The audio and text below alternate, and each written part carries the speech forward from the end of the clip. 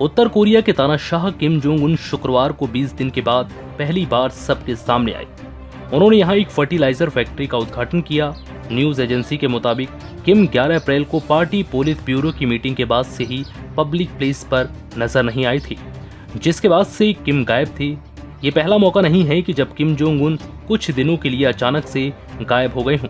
इससे पहले भी वो एक बार एक साथ 40 दिन के लिए गायब हो चुके हैं। उस समय दुनिया में कोई महामारी भी नहीं फैली थी, मगर किम अचानक से ओझल हो गए थे, जिसके बाद से कई तरह की अफवाहें उड़ी।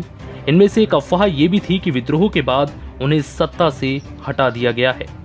एक साथ 40 दिनों तक गायब रहने के बाद जब वो दोबारा से जनता के बीच आए तो उनके चलने की स्टाइल थोड़ी बदल गई थी। बाद में ये बात सामने आई कि उनके पैर में कुछ समस्या थी।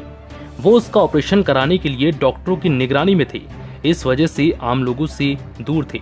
इस बार उनके गायब होने के पीछे एक वजह ये भी बताई जा रही थी कि वो कोरोना वायरस से बचाने के लिए अपने को जनता से दूर कर रखा था, मगर इस बात में ज्यादा अधिक दम नहीं दिखा।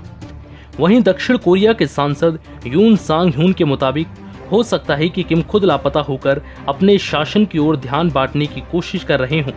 ऐसे में अगले 2 हफ्ते के अंदर वह सामने आ सकते हैं, क्योंकि सत्ता पर उनकी पकड़ ढीली होने और उनके उत्तराधिकारी की चर्चा शुरू हो गई।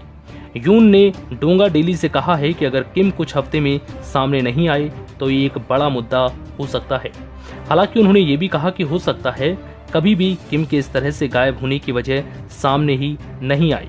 इससे पहले भी 2014 में वह 6 हफ्ते तक नजर नहीं आई थी।